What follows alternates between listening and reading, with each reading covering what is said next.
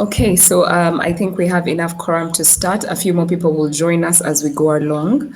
So good afternoon, everyone. Thank you for joining the World Association of PPP Units and Professionals in this inaugural Congress, where we'll discuss next level PPPs and the general status of PPPs globally, of course, in these interesting times. Specifically, I would like to really welcome you to this Africa Roundtable, where we shall discuss a rarely discussed topic, which is the role of municipalities in advancing the PPP agenda on the African continent. My name is Primah ATUGONZA. I am a legal counsel with the African Legal Support Facility, which is an international organization hosted by the African Development Bank, and we provide transactional advisory support to African governments in areas such as PPPs, which is my specialty. I also double as the chairperson or coordinator of the Africa chapter of WAPPP. So the role of this roundtable is to bring together PPP practitioners practicing in, interested in, hoping to practice in Africa. So please feel free to join the discussion at any point. There is a chat feature on the right side of your screen. There's also a Q&A. Please feel free to input your questions in the Q&A function. I will be monitoring that to ask our panelists.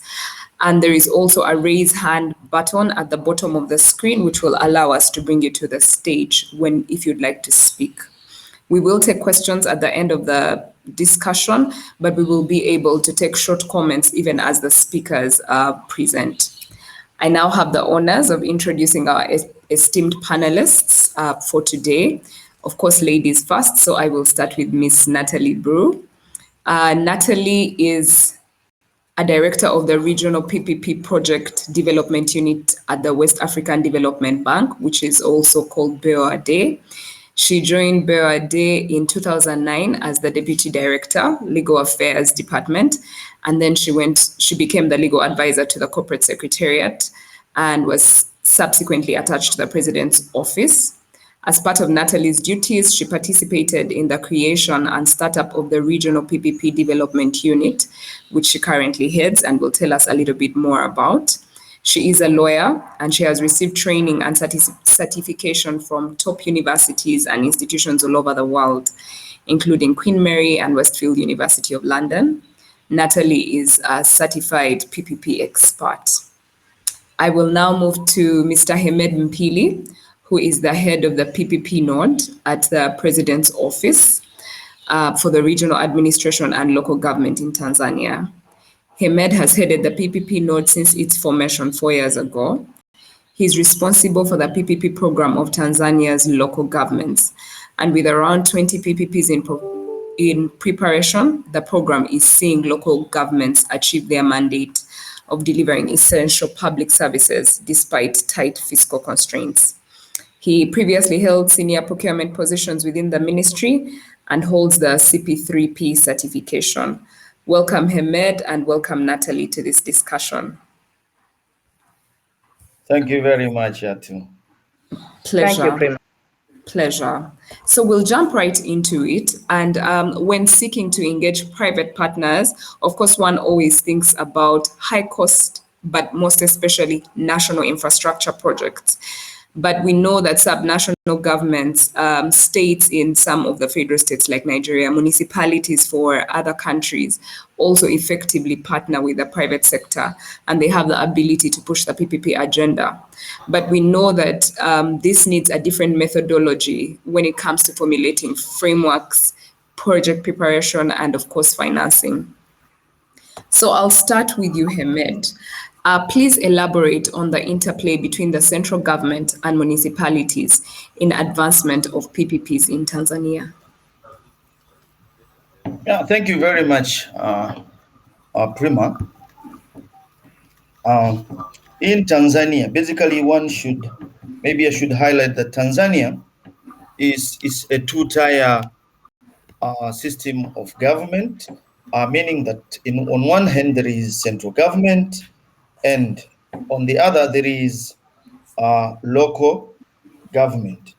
So that being the case, even the legal framework as far as the PPP is concerned has been structured that way, that there are those big project that takes the national space, that's which is being taken care by the PPP Center, which is housed in the Ministry of Finance here in Tanzania, whereas the municipal PPPs again has been put in our PPP Act and the regulations, and I'm the one taking care of that. The only difference between the two is that whereas any project that comes from the municipalities falls under my jurisdiction, the threshold basically is that any project that comes from the local, I mean the municipalities, which doesn't exceed the estimated cost of 20 million US dollars. So that one is small PPPs. That's what we refer to in here. So the municipals and the other institution that falling under the ministry responsible for local government can use that window to push forward the PPP agenda. So I would say the country has taken the fact that we are two-tier government into account when framing up the PPP framework. So there is the municipals PPPs that are the small, as I said, 20 million US dollars and below, whereas the other big things that belongs to the national government, which is being taken care by the PPP Center, situated at the Ministry of of finance here in Tanzania. So my role basically is to create like a what, a bridge between the municipalities and the central government. It means anything from the local, from the from the municipalities comes to our ministry, which is responsible for them, and we take it up from there, do the this and that we need to do, and send it to the Ministry of Finance for them to do their part, and again from there to our ministry. Then we channel it back to the municipalities where implementation is expected to take place. So briefly, this is how I would say how the municipalities has been taken care of when it comes to the legal framework of the PPPs as far as Tanzania is concerned. Thank you. Thank you. Thank you very much, Hamed. And I'll be coming back to you for us to just understand this a little bit more and what two-tier government means and how that works. I will be coming back. I just want to remind all the attendees that we have a Q&A button where you can feel free to ask your questions. I'm seeing a lot of people joining us from all over the continent, both in Africa and all over the world. We have people from Kenya, Namibia, we have people from Denver, Colorado, we have people from Japan. So thank you for joining this roundtable. Keep the questions coming. Please feel free to use the Q&A button. Let me come to you, Nathalie. So considering the traditional view that PPP projects are usually big projects, they are actually, we hear the word mega project flaunted a lot. Is it worth it to invest in small value projects such as municipal projects? We've had Hamed telling us that in Tanzania, a project must be $20 million and below. So do you think that the use of municipalities to advance PPPs is a worthwhile strategy, considering that they are usually small value projects? Thank you, Primah. I will just quickly introduce BOAD. You said you've done it already. Just to say that we are the operational hand of the Wyoming region. We are composed, the region is composed of 8 member states, which cover basically West Africa. I mean, Togo, Burkina Faso, Guinea-Bissau, Senegal, Cote d'Ivoire, Benin, Niger, and Mali. So we, at the regional PPP unit, we address only the public sector. When I mean the public parties, not only the public sector, meaning that even though we are focused on PPPs, we are not working with the private sector. We mainly work on capacity building for the public parties and technical assistance. To come back to your question, even though it's generally admitted that PPP have to be applied on big projects, the question is really relevant in that case, because what we have noticed is that the work we are doing with the public party, meaning capacity building and technical assistance, is also needed at the municipal level. But I think it's how do you say that, worth working at the municipal level on PPPs for different reasons. One of the first one is that we cannot just say that they don't have the capacity of doing it, because we are doing that building of capacity with the states. So it means that it's not, even at the state level, is not that accomplished, is not that perfect. So what we're doing there, we can do it as well at the municipal level. One of the reasons why I think it's really worth doing it and how we can do it, it's because I think that municipalities, region and department, because we have an institutional framework in most of our countries that divided how can I say that, the administration matter at the department, region, the region and the municipalities. I think that if we work on the PPP if we work on the size of the PPPs, taking them at a small or medium level, we can efficiently implement PPPs at the municipal level. How can we do that? We can either downsize the PPPs, either, how can I say that, put different municipalities of the same region together for one project. We can also try to build some projects. If they have to be big, they can be in one area, one region, where they can benefit all of the different municipalities that are around. So that can be taken into account on the return on investment, which is a very important point for the private sector. I think that at the municipal level, we should not really focus on mega PPP, because they're not, I think it could be really, really difficult to make the private sector interested in those PPP because of the point of the return on investment. So we have to balance all these elements. And there is one additional point that is really important in the municipal and regional PPPs, is that they're close to the beneficiary. They're really close.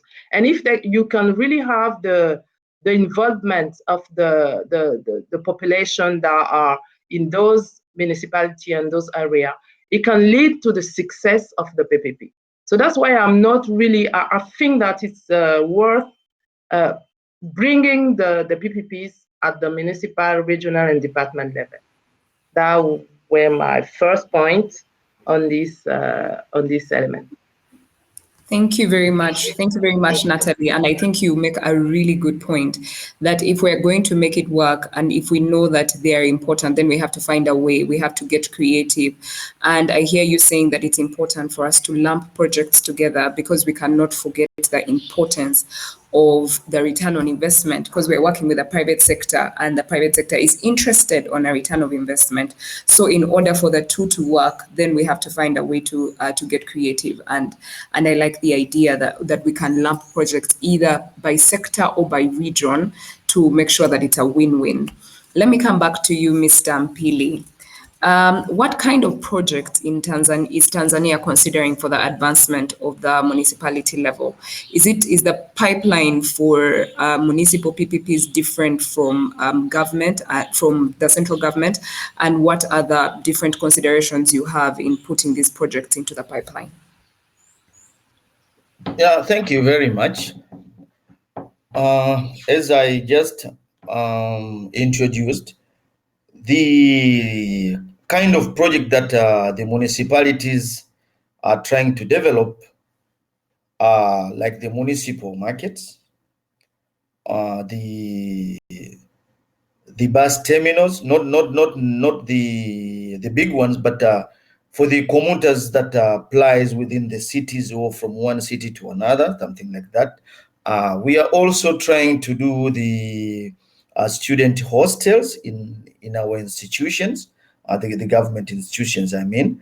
And also we are trying to do the solid waste management. By that, what we mean is take into account the whole value chain of the solid waste, that is the collection, transportation, and operation of landfills in some of our municipalities, where we did develop the very nice sanitary landfills, but now how to go about operating them seems to be a challenge. But the good thing is the private sector in most places are engaged themselves in collection and transportation of the same to the landfill, but who operates the landfill are the municipalities. Now we are trying to devise a mechanism whereby the whole three can be done by the private sector, whereas the municipalities can only supervise and monitor how the work is being done, and if at all the situation is improving or is becoming worse off. But the primary studies show that the idea is workable, and really the investors, who of course in the first place they won't need to invest that much because the landfills are constructed. Some of the equipments are there, like the bulldozer, the compactor, the excavator, you see, and the grader for spraying the whatever in there, and the soil. And in towns we have some skip buckets, and definitely then there is some skip loaders. In some places we have trailers, so we have some tractors that ferry the waste, something like that. So briefly, these are the kind of projects, or the PPP project that municipalities are trying to develop. But as if I can borrow the Nathalie's saying, in here, what we are trying to see is, at the end of the day, basically, because municipalities or these local governments are more or less the same, though they may be different, but they are more or less the same. So whatever project that we are trying to develop, at the end of the day, we try to come up with the documents to go with that project. Like if we are doing the market, it means we are doing basically the procurement document, such as the document for expression of interest or request for qualification, likewise the request for proposals and the draft contract, you see. So that way, at the end of the day, what we think it will be, the transaction cost will be cut down tremendously as we go along, because one will need to only do one or two modifications to the situation that they have, and the very same documents can be very, very, very, very, very useful from place to place. So that way, what we are thinking is, maybe we'll have what we call standardization. It means the processes will be standardized, only, as I said, to be customized from one place to another according to the existing situation. And also, we are seeing to it that the project shouldn't be that much complicated or what, but rather the one that are simple and workable. For example, if we take the example of the municipal markets, we don't have to have something fancy, 3-story, 4, 5, no, not something like that, but something rather small and workable, whereby the sellers and the buyers now can see the difference, that the situation has improved from where we used to go and buy things down there.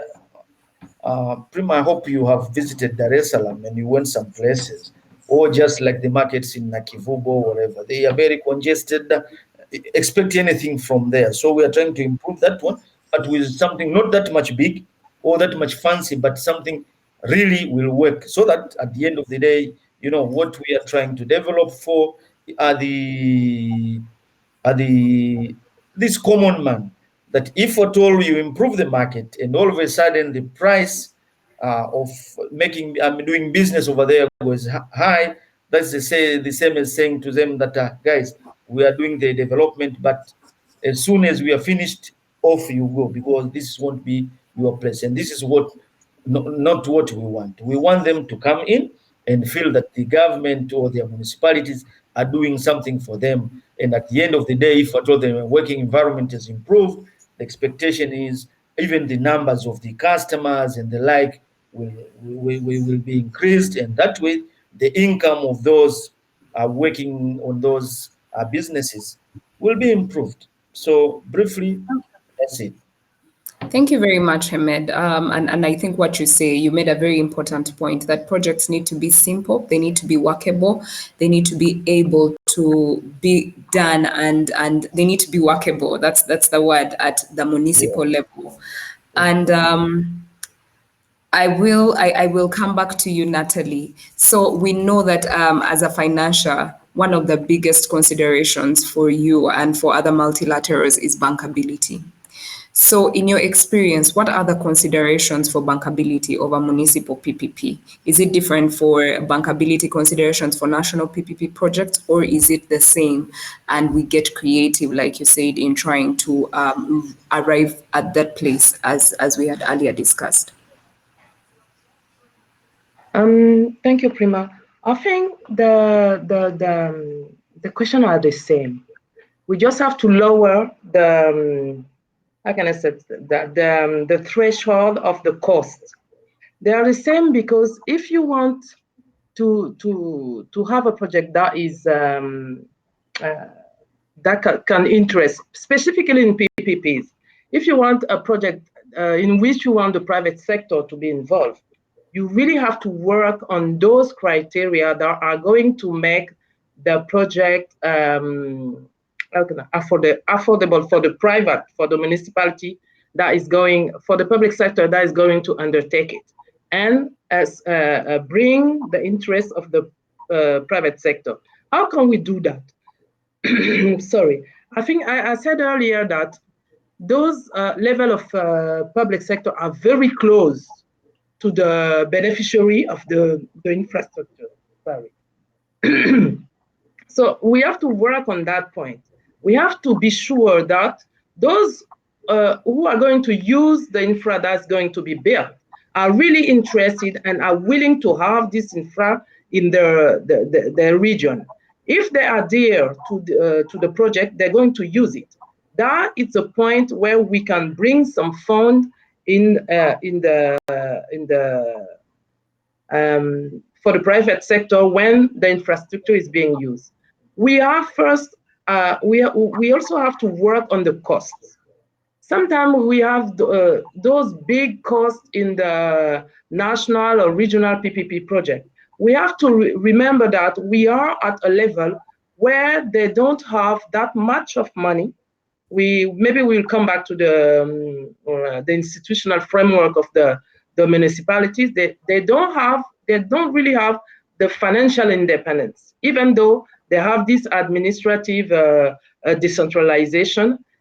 They really don't have the finance to go on some kind of PPP. So we have to work, as Emmett was saying, on simple projects, not really costly, that can be afforded by those municipalities. We to work on the bankability of the project, we also have to have the involvement at the state level, because they may have to bring in subvention.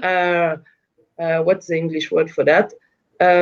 In order to help the municipalities to afford the cost of the project. There is another point that I would like to focus on is who is going to implement the project we want to do in at those municipal level. We have noticed that they're really costly for when you have big companies that come from all over the world. They have costs that cannot be cut. So maybe we should try to develop the how can I say that? National, regional, or maybe continental private sector in order to lower some of the costs. That is really, I think that's an important point. It will work on two sides. It will make the municipal, regional, and departmental project feasible, and it will develop the private sector of our region, because I think it's practice that bring the expertise and that can allow this private sector to work on the infra project. I just want you to remember you that I don't address private sector. I only work with public sector, but it's a real gap. There is a real gap at that level that we need to work on. So those are mainly the point that I think we can bring in to make those projects bankable. Thank you very much. Thank you very much, Nathalie. And I think it's a discussion. One of the discussions that I see has started on the continent is the ability to have local investment, so local private sector investment. It's a noble thing. It's a novel thing. Sorry, it's new, and it's a topic of discussion that I think is worth exploring if we're able, because like you say, if we're able to have local investment, then it would definitely lower the costs, and it would easily make municipal projects bankable. I'll go off script a little bit here and go to the chat function. I've seen a few comments come in. Johnson Kilangi says, I think municipalities should try to standardize PPP projects so that it can be easy to replicate projects, thus cutting down on preparation costs. Hamed really covered this, and we highly agree. I think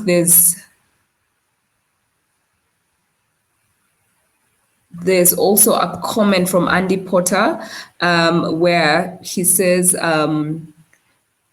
Ansarada, I think, can also enable full PPP project preparation and tender management to reduce risks and increase the efficiency of the process, not only for Europe Cloud, it's also ideal for Africa. People are discussing the simplicity approach that Hamed is projecting. And Carol Visa says she would be interested to hear more detail about the solid waste management PPP in Tanzania. Is there any public documentation available? Hamed, I'll just let you take that for a minute or so.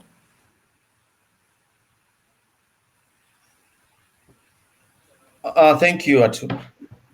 Yes, basically, I've already responded to the lady that we did the pre-feasibility study for 4 municipalities. 3 of them, there are all indication that the projects can go along. The other one have this and that problem. So at least I would say we have pre-feasibility study reports for 3 municipalities, and the indication is the projects are doable. Excellent. Excellent, Hamed. We have 15 minutes, so I will try and drive through the questions, and I'll come back to you, Hamed. So very similar to the discussion we earlier had regarding the framework. So what framework do municipalities in Tanzania use for PPPs? Are the laws, the regulations that govern municipal PPPs in Tanzania different from those that govern national PPPs, so that we can hear if this can be borrowed by other countries that have not yet delved into this? Yes, apart from the principal legislation, that is the PPP Act, inaugurated in 2010, and of course it was later revised, but with the regulations of 2018. Then apart from those, we have the local government authorities and the local government and town authorities act that allows these municipalities to do a number of items like subcontracting or contracting private parties to do a number of items for them, like collection of dues in places like the like property tax, like in the auction centers. In a number of places they are allowed to subcontract or contract private parties or any other organization that they feel can do this and that on their behalf. Again, on the very same municipal, local government authority and local government and town act, they are also allowed to borrow from various financial institutions so that they can execute project that they feel will enhance the service provision of their members of the community. So apart from the PPP Act, the regulation, what I'm saying is there is this municipal act that allows them to either contract or subcontract other organization or individuals to do things on their behalf. They are also allowed to borrow money to undertake various projects that they feel like will enhance the livelihood of their members of their community. So briefly, that's it. Thank you very much. Thank you very much, Hamed. We're receiving quite a number of questions for you. I will just go to the chat function. And Ravi says it's important to create capacity for local funding in order to reduce forex risk, I think as discussed by Nathalie earlier.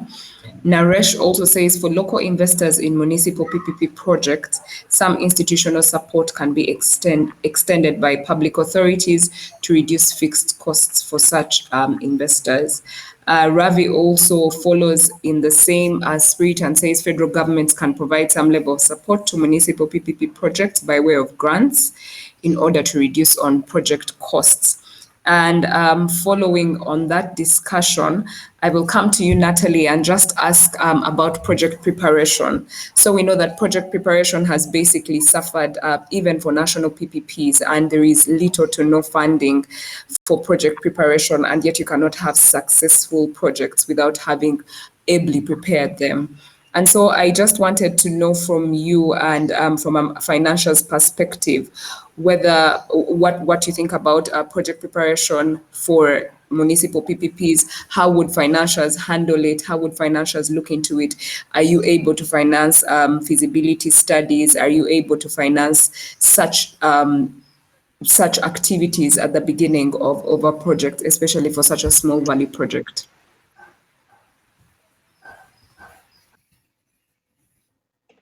Thank you, Primah.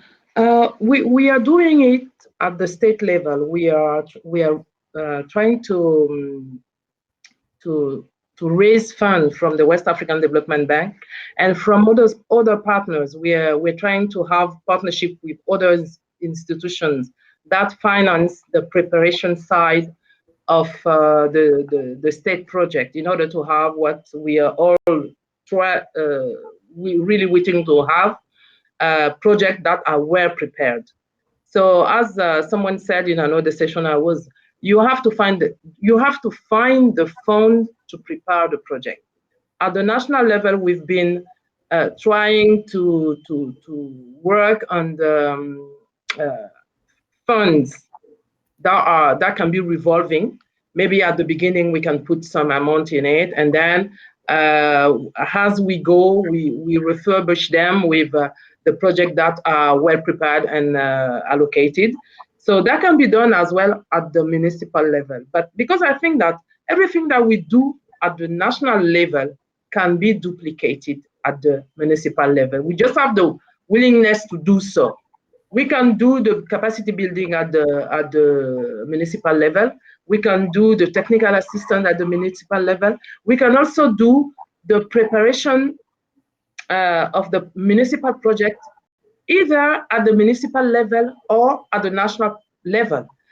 We can take example, I think, about what what they are doing in Tanzania. I was just thinking while he was talking that we can do a kind of fund that can be addressed specifically to the municipalities. They have those kind of things, but it's really very, very small amount that are not really focused on doing good and big things.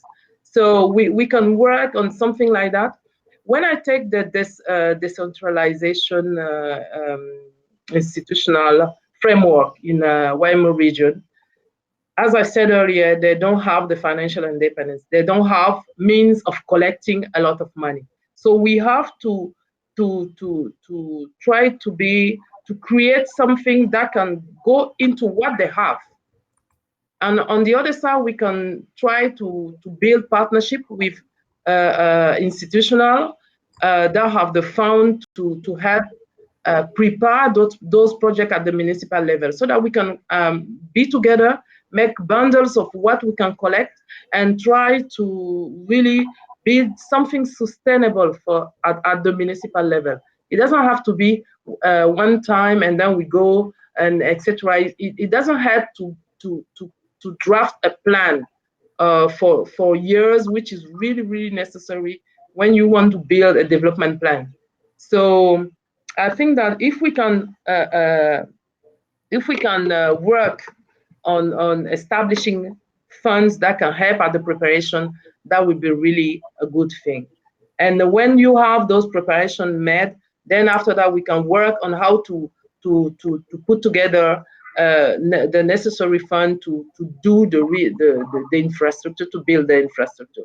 So those are really two levels I think we have to work on, and we are already thinking about how we can transfer what we're doing at the national level at the municipal level in WAMU region. So that's what I can say on that point. Thank you very much, Nathalie. I think the point is what can be done at national level can be done at municipal level. It just needs to be scaled down and needs to be able to be handled. We have a few minutes, but I will go through a few questions in the Q&A function. Kirosh in the background, please just help me with some of the questions. I will start with the first question, which says, do any of the speakers have an idea about the impact of force majeure on PPPs in Africa during COVID-19? It's a bit of a curveball for our discussion, but I know that it has been a topic of much discussion during because of the pandemic. I will let you, Hamed or Nathalie, take a quick shot at it, and we can move on. Do I start? Yes, Nathalie. I will let the Okay. The force majeure topic was really a big topic when the pandemic hit, because the first thing was that nobody have seen it coming. So, but you cannot also say that, as is not specifically stated in the contract, that if we have this case in our region, we will do this and that. You have to be pragmatic. That's what we recommended to the public side on our country, because you have to be pragmatic in order to be able to contract with private sector in the future. If you run away, hiding behind the impact of the COVID because no one has seen it coming, who knows what is going to come next? So you have to build your, I want to say, your reputation on the market. So what they've been doing is case by case trying to find solutions on specific projects that have been that had a big impact, that the COVID had a big impact on. I think that's the way it's been done and the way it has to be. Thank you, Nathalie. So we must face force majeure, and if a state is faced with a notice for termination because of force majeure, then you must face it and you must handle on a case-by-case basis. Thank you, Nathalie. Hamed, I'll let you take the next one. So what would you suggest to your neighboring countries to be aware of when investing in PPPs? That is one of the questions from Mr. Nair.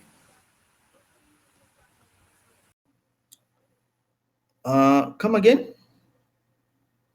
What would you suggest for your neighboring countries to be aware of when getting into PPPs? I think, what are the challenges? What are the beware points that you need to consider before getting into a PPP? You could always restrict it to municipal PPPs, as that is the subject of our discussion. Okay, thank you very much for that.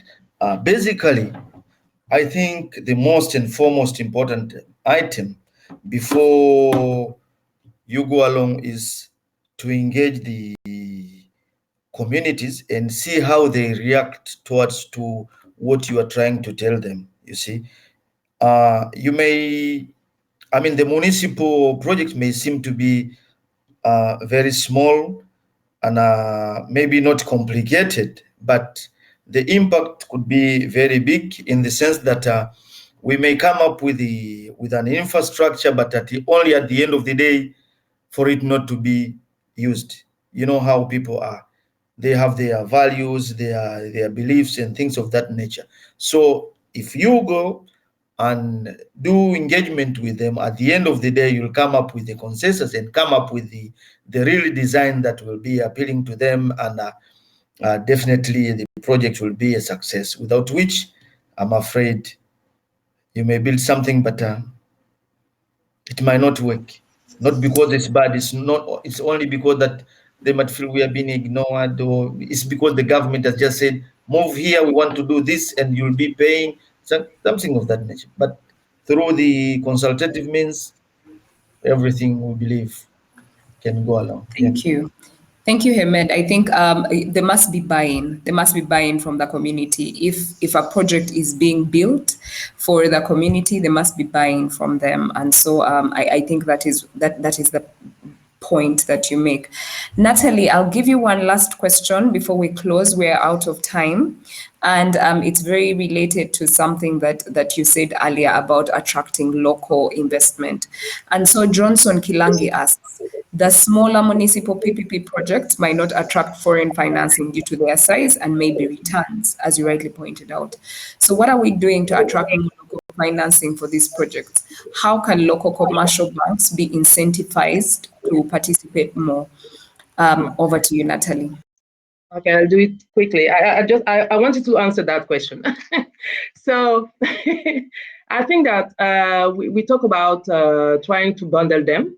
So, and we also talk about the fact that we should build the capacity of the national regional sector. And we can also, what we do at the BOAD, not specifically on the PPPs, but I think we can duplicate that. We have what we call a refinancing line. They can be specific to one area, one sector, etc.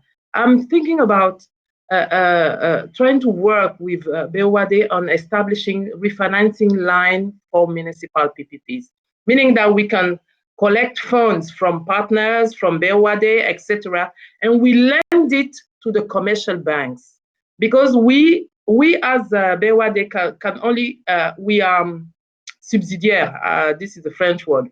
We come when the local banks cannot go by themselves, even though now we have such a big private bank that they can go, but that's the way we work. So what we do for small sectors, we give them a refinancing line that are supposed to go on that specific area.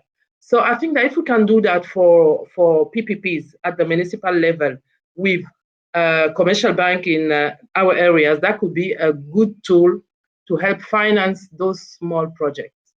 I think that's what we're working on currently at BOAD. Thank you very much, Nathalie.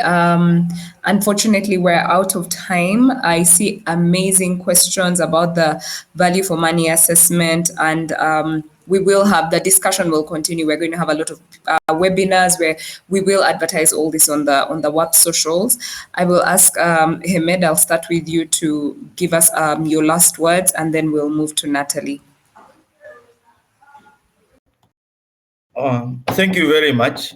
My last word is, I think, let us do the municipal PPPs, because in our municipalities, basically, things are very different from the national thing. The needs of the people in the townships or in these municipalities is not the same as the general needs of people in a specific country. So let's do the small ones.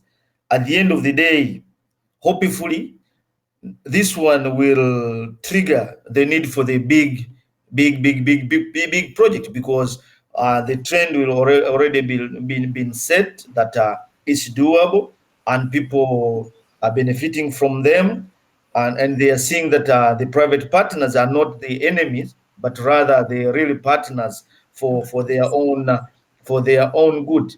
So thank you. Thank you very much, Hamed. Nathalie? I know we are all in a hurry to try to build those infrastructure as fast as we can.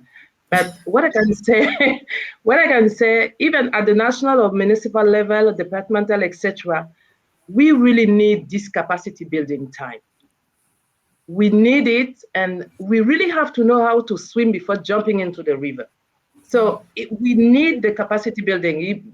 Some can consider that it's a waste of time, but it's not. So that's really what I would like to end my participation on, saying that we have to take the time to build the capacity. And after that, we can go as fast as we want once we know what we're doing. Thank you very much. Thank you very much, Nathalie.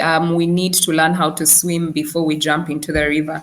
Every time I speak to an African, I always get a new proverb. It always has to come with a proverb. So thank you very much, Nathalie. Thank you very much, Hamed. We appreciate your time and, of course, your insights on this discussion. For all the participants, thank you very much. Thank you for the discussion in the chat function. We will continue to have this discussion. Like I said, the Africa chapter of WAPP will have various webinars, and we will continue the discussion. Just to let you know that on Wednesday, we have some Africa PPPs that will be presenting. We have Gabon, we have Gambia, we have Rwanda, we have Ghana. So please be on the lookout for those, and just so we can have an idea on what's happening on the continent. Thank you, Nathalie. Thank you, Hamed. Thanks, everyone, for joining. Have a good rest of the afternoon. Au revoir. Thank you very much. Au revoir. Au revoir. Thank you. All right.